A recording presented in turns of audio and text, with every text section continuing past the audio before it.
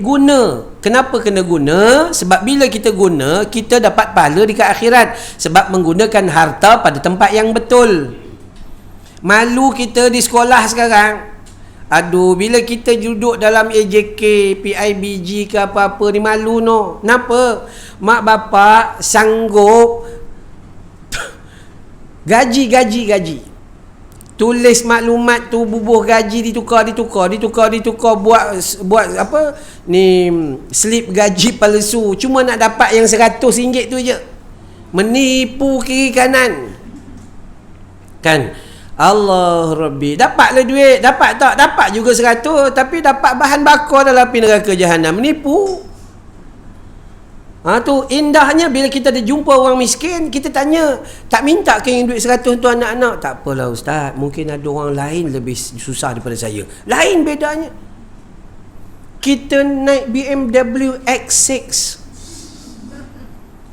gagah perkasa kan, tiba-tiba 100 tu pun nak. Kita yang nak pergi buat siasatan ni pun rasa malu nak tanya dengan dia tu. Haji boleh tahan 3 kali haji Facebook itu kan, dia nak tunjuk tu. Maka takutlah penyakit tu. Mana datang penyakit tu? Penyakit hati seperti hasad dengki. Orang lain dapat, aku pun rakyat Malaysia, bagi je. Dia gitu kan ya. Iri hati, hasad dengki, ini cukup buruk. Iri hati tak senang. Sebab tu kita orang Melayu lah tuan, nak kata Islam tak berani kata orang Melayu kan. Orang Melayu memang gitu, meniaga je. Ustaz, minta tolong ustaz, tengokkan kedai saya. Asal ada orang kata dia lalu macam tutup aja. Dah memang kau tutup. Memang. Saya punya cerita senang aja. Tak payah duk ambil mangkuk isi air nang butinang kui, tak payah susah hati. Dan tak ada ustaz, saya buka. Memanglah kau buka, kau duduk dalam tu, customer kau tak panggil. Macam tutup, suram, lampu tak nak buka, meja kotor, kerusi kotor. Memang nampak macam tutup lah. Tak ada ustaz, orang sebelah buat. Kan? Itu masalah iri hati. Orang sebelah laku ustaz, tak tahu ke mana, apa dia buat pun tak tahu. Entah-entah dia masak pakai air ketum. Allah Rabbi, kan saya selalu kata orang jual nasi lemak, apabila orang tak beli nasi lemak awak kena check lah. Dulu awak buat nasi lemak, dia punya lemak dia tu, buka je plas kayu tu kan, 1 kilometer bau. Hui, harumnya ni Kak Mah punya nasi lemak ni.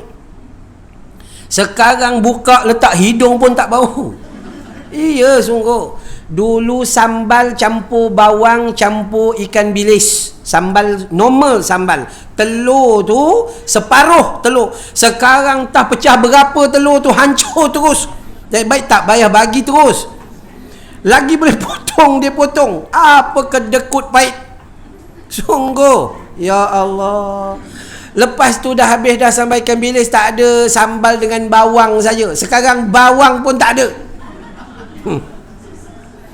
Macam mana manusia nak dapat rezeki? Bukan kata halal saja, tayyiban wa barakat, dia kena bagi barakah. InsyaAllah kita akan dapat kebaikan. Tak apalah, pelan-pelan, InsyaAllah. Jangan ada perasaan hasad dengki, jangan ada perasaan iri hati. Yang paling besar perasaan yang tak baik adalah perasaan kau buruk pada orang lain. Ni ada je yang tak kena.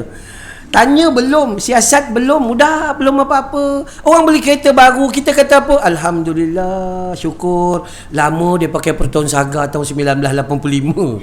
Proton Saga tu kan, bunyi gedong-gedang. Dia dapat pakai kereta baru, kita kata Alhamdulillah kan. Patut syukur. Tu rasuah lah tu. Kan? Hati-hati nah. Okey, baik. Seterusnya kita sambung muka surat 16. Al-Quran juga menjelaskan kewujudan penyakit zahir. Hak tadi batin. Yang kita kena rawat dengan zikrullah, dengan baca Quran, dengan minta ampun pada Allah. Yang ni penyakit zahir. Suratun Nur ayat 61 kata Allah, a'udzubillahi minasyaitonirrajim. Laisa 'alal a'ma harajun wala 'alal a'raj wala 'alal a'raji harajun wala 'alal maridi harajun ya ila akhir al-ayah. Tidak ada halangan bagi orang buta, a'ma, tidak pula bagi orang yang lemah, dan tidak pula bagi orang yang sakit. Maksudnya ada orang yang sakit, dia tu bentuk dia apa? Buta. Tu sakit lah tu, lemah. Dia gagal untuk menguruskan hal diri dia, mungkin gitu dan begini. Tapi nampak orang buta lebih cerdik pada kita. Orang buta hafal Quran siang malam pagi petang, kita yang terang tak hafal sampai ketua. Contoh kan. Baik. Kemudian wala 'alal a'raj, ya, maksudnya orang yang lemah pun sakit juga, lemah, makan ubat kencing manis, lemah, kira menguap ya. Dan wala 'alal marid, dan juga orang yang sakit, apa saja penyakitnya, apa saja penyakit. La ni lagi teruk, macam-macam penyakit. Isteri saya mula-mula diagnose breast cancer. Mula tu dia bengkak saja, tak ada apa-apa, bengkak, ada perbezaan antara yang kanan dengan kiri. Lepas tu dia tanya, saya kata, nampak pelik ni, pergi hospital, pergi check, rupa-rupanya breast cancer. Dah check sekali lagi, pergi kali kedua, boom, ada pula dekat spine, dekat T12, tulang belakang. Dia bergerak.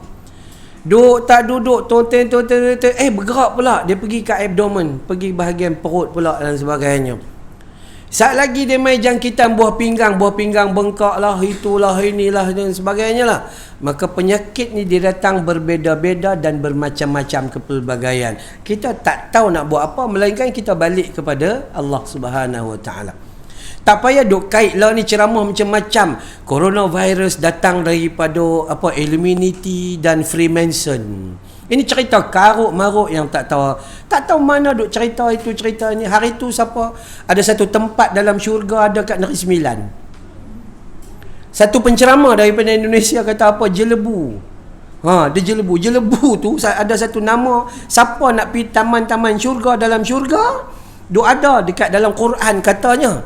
Dan boleh pi, siapa nak pi tengok dulu pi jelebu. Dia kata gitu.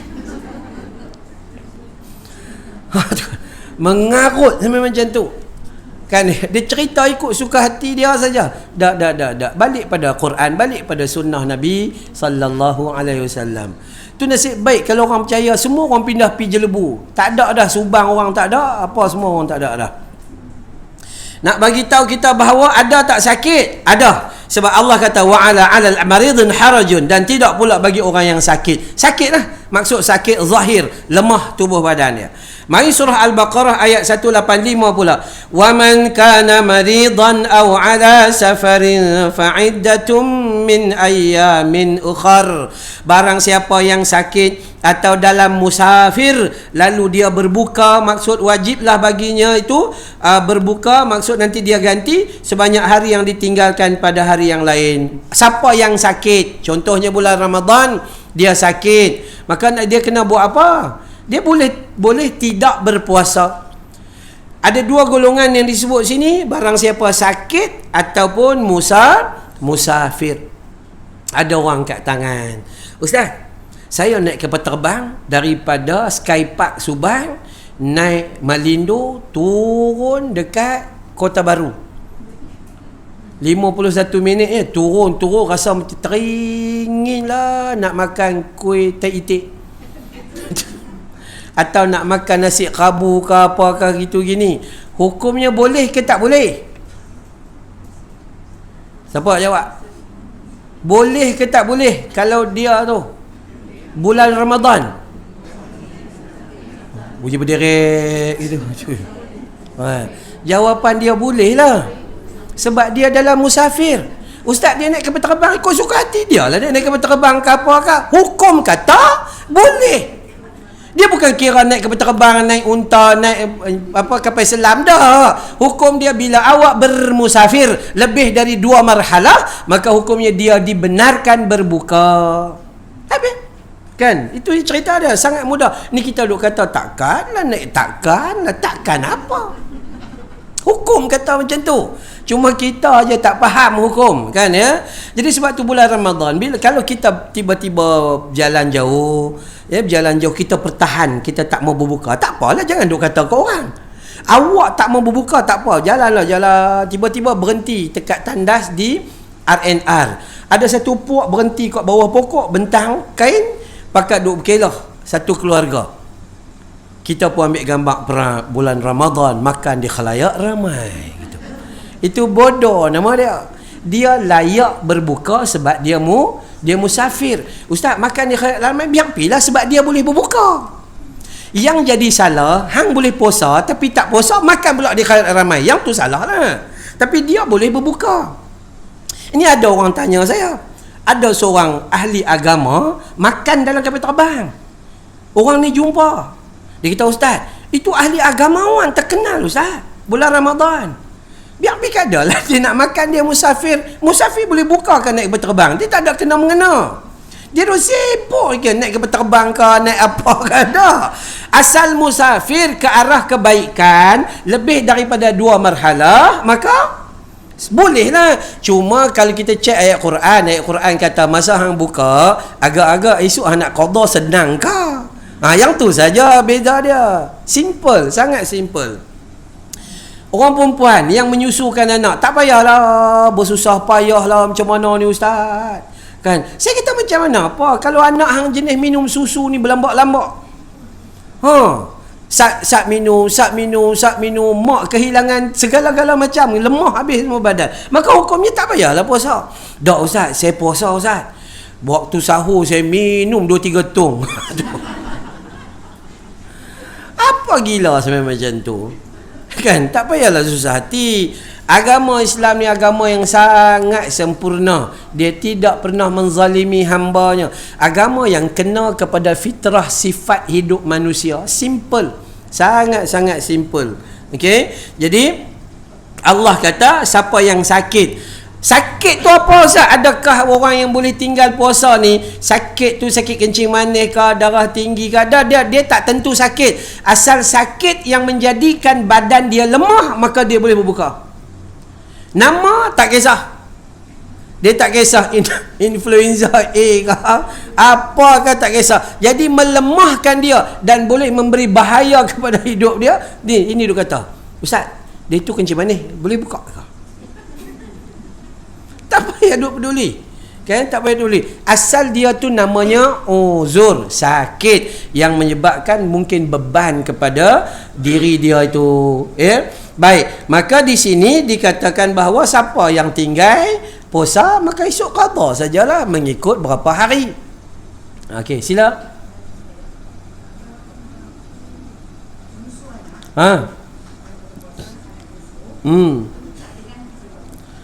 Menyusu anak, perlukah dia ganti? Jawapan dia kena ganti. Memang dia kena gantilah. Malah ada sebahagian ulama kata dia kena tambah dengan 1 cupak beras sebagai fidyah.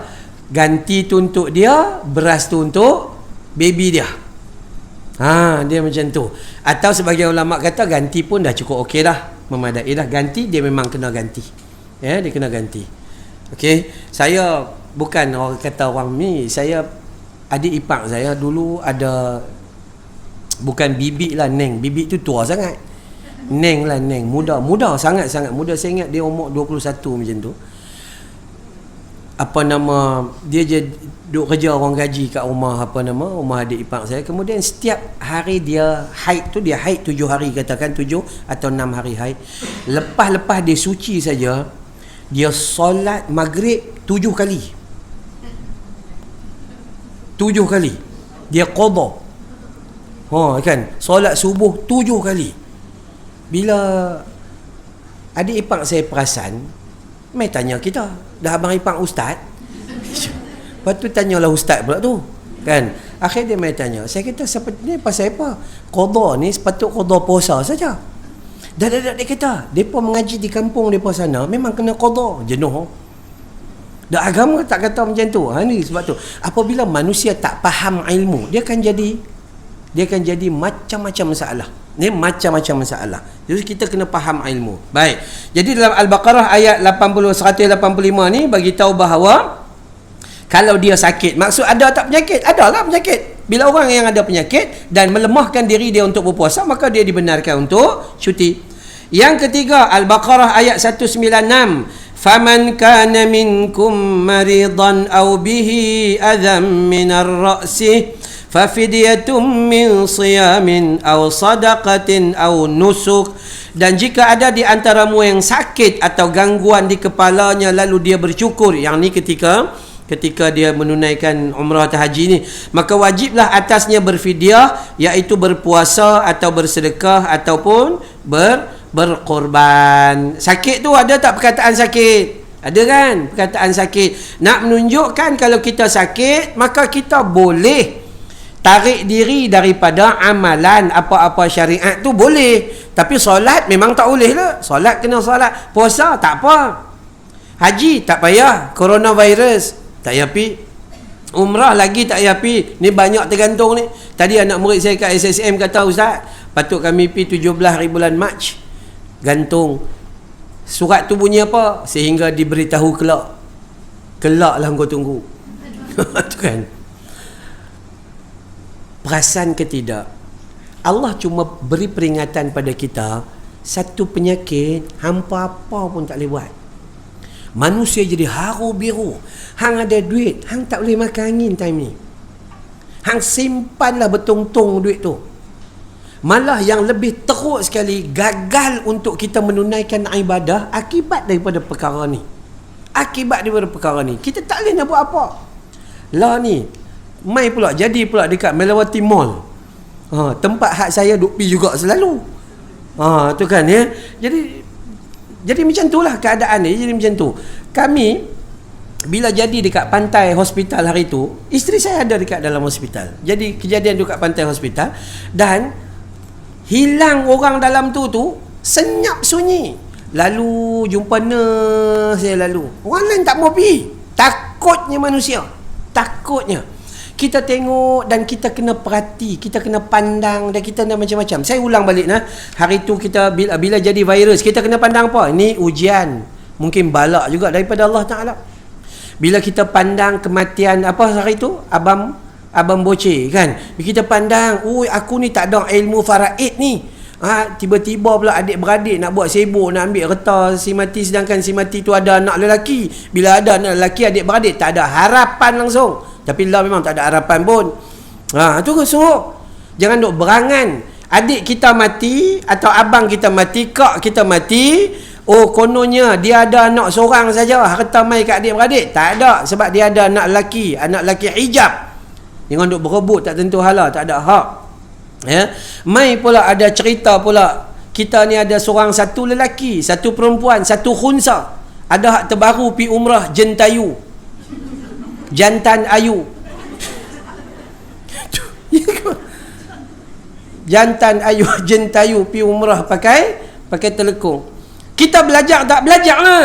Lelaki menyerupai perempuan haram, perempuan menyerupai haram, tak boleh buat apa-apa. Tak boleh.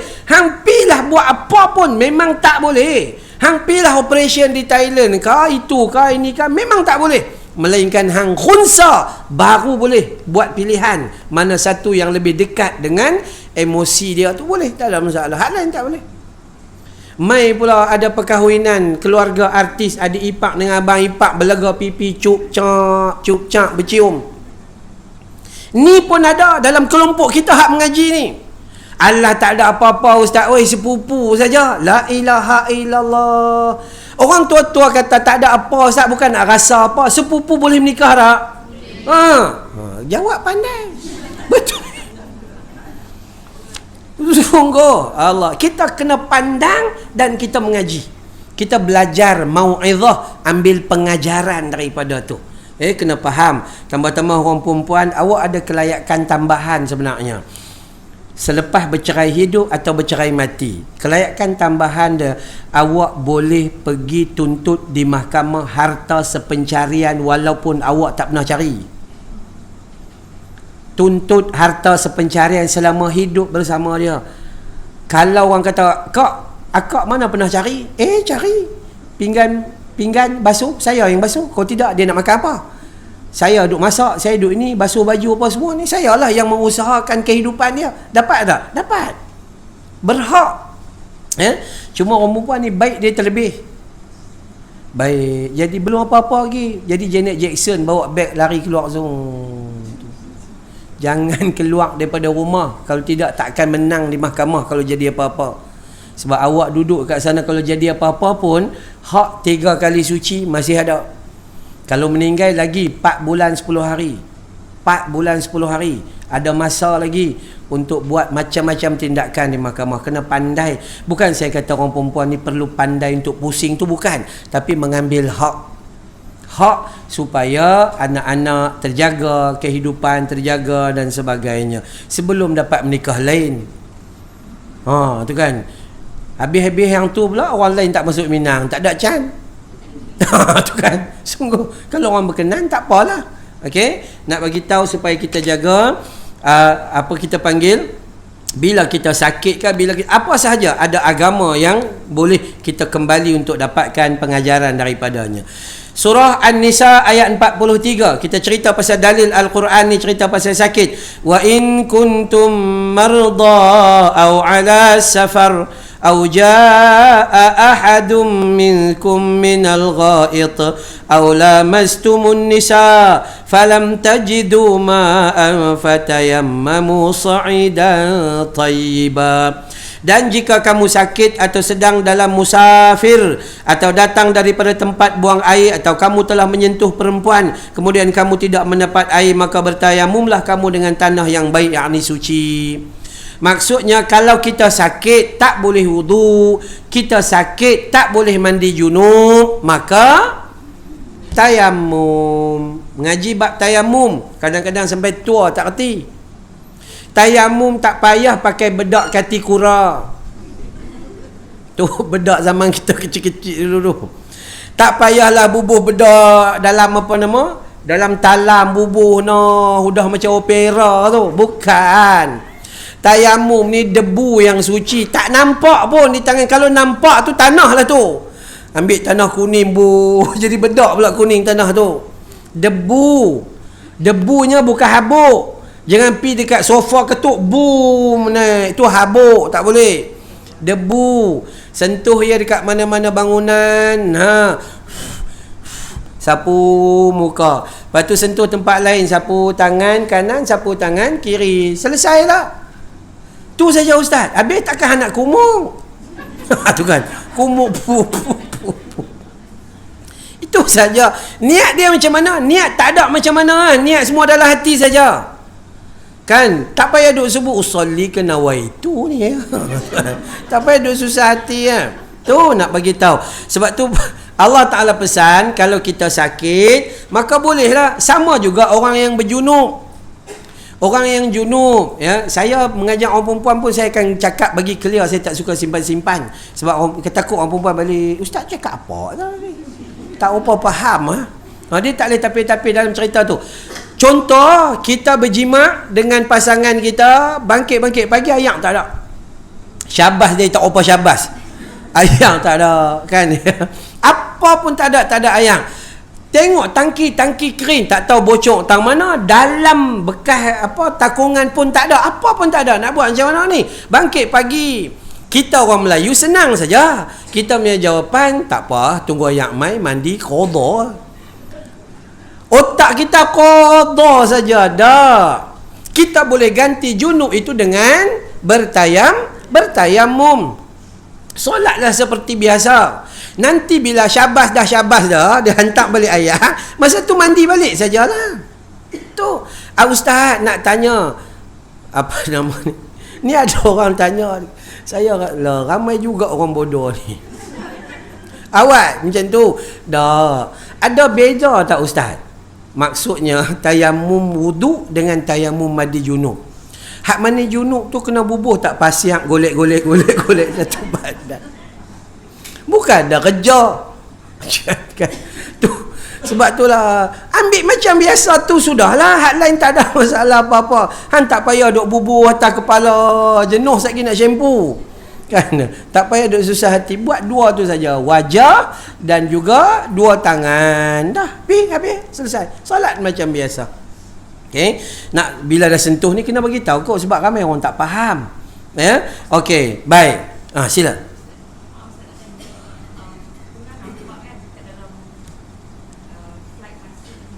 Okey. Okey. Bersit.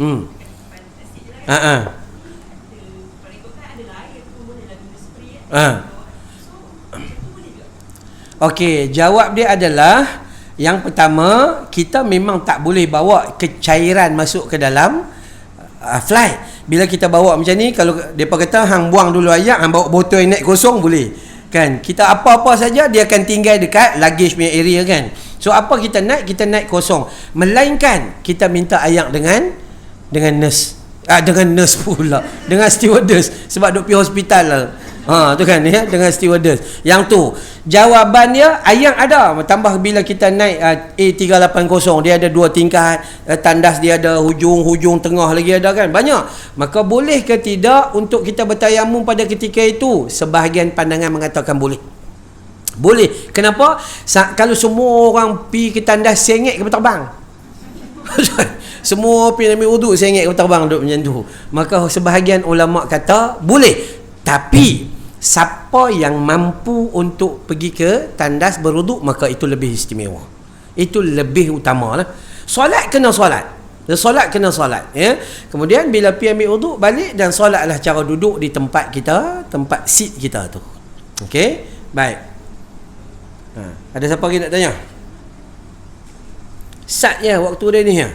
Okey, baik, kita ambil di penghujungnya. Dari kenyataan di atas menunjukkan bahawa sememangnya wujud juga penyakit zahir, yakni ke atas manusia, ada penyakit batin, ada juga penyakit zahir. Ya, baik. Cuma jangan duk percaya ni jin, tu jin, ni jin, tu jin. Tak ada. Tambah orang perempuan hampa jangan nak risau sangat dengan jin lah. Laki hampa lagi jin daripada jin. Saya sajalah saya pergi ceramah hari tu dia berkata, ustaz, jin ni jin. Tak payah duk risau dengan jin. Jin pun tak berkenan dengan kita. Habis seluar jin kita pakai, depa bukan ada seluar. Nah, sebagai orang yang beriman, kita disuruh supaya berusaha untuk merawati setiap penyakit. Tu penting lah. Bukan takat kita kena penyakit kan, ambil buah kurma ya telan. Betul. Janganlah jadi bodoh sangat. Nabi kata siapa makan buah kurma ajwa 7 biji satu hari, dia selamat daripada penyakit besar. Betul. Tapi hang makan sebelum kena penyakit. Ni hang dah ada kencing manis, gaut, darah tinggi, sakit jantung, baru nak buah kurma, lagi teruklah darah tinggi, kencing manis tu. Nak kena faham. Jadi kurma lah ni siapa nak kena makan? Anak cucu kita yang belum sakit. Bukan kita yang pagi-pagi cucuk 16, cucuk 17, cucuk 16. Bukan hak kita ni. Kurma hak kita lah ni. Bertakat makan macam tu sikit-sikit buka puasa saja. Tu kena faham. Malah lah ni pula peniaga, semua penyamun-penyangak semua.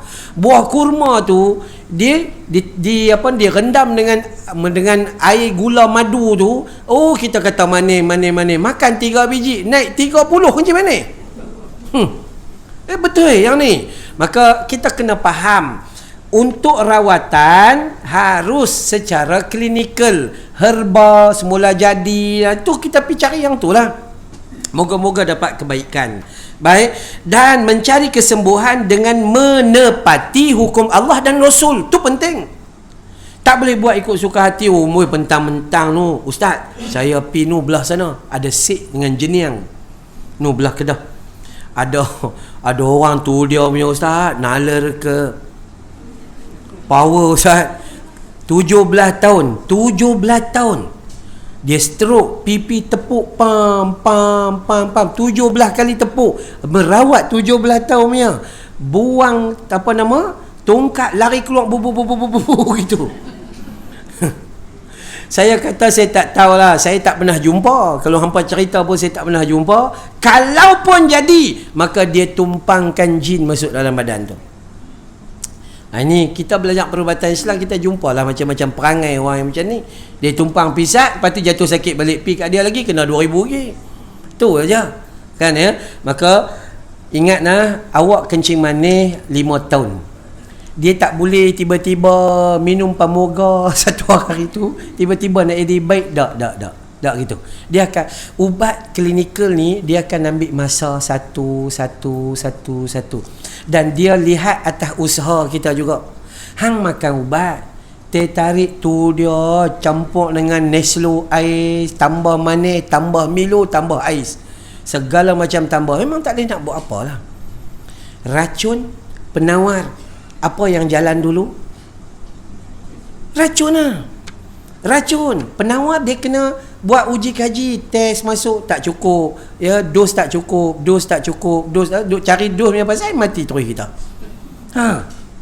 Ya, maka dua perkara ini mengatakan bahawa jelas ada penyakit zahir, ada penyakit batin, yang ni kita kena percaya. Dan seterusnya kita disuruh berusaha untuk merawat penyakit. Jangan duk biar ustaz baca Yasin. Dah, bukan. Masa hidup tak baca Yasin, masa sihat tak baca Yasin, time-time sakit baru Yasin. Rasa macam nak luku kepala. Dah, bukan macam tu. Jadikan Al-Quran keakraban, teman akrab kita, insya-Allah. Saya selalu katakan, contoh ni Ustaz, ubat tak ada, tak apa, baca, ambil ayat ni macam mana Nabi ajar, ambil ayat macam ni, baca ayat surah apa? Fatihah aja, tak payah baca Yasin. Kan ni nak baca Yasin aja. Surah Al-Fatihah aja Nabi ajar. Kenapa? Sebab dia tengok muka kita pun dia tahu kita memang jadi tak kuat punya. Kalau suruh baca Yasin mesti upah orang. Jadi baca Al-Fatihah, tarik nafas, tiup panjang gitu. Lepas tu minum dengan niat lah untuk beri kesembuhan. Lepas kita minum, kemudian tuang sikit kat tapak tangan, sapulah. Lenguh bahagian sini, sapu. Tu cara dia, minum dan sapu. Kemudian start kereta, pergi klinik.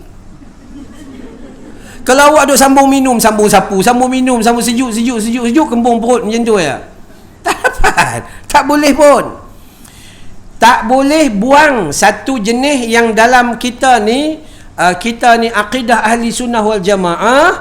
Kita ni pegang pada perkataan ulama contemporary, duit di doa. Bila jadi apa-apa, doa.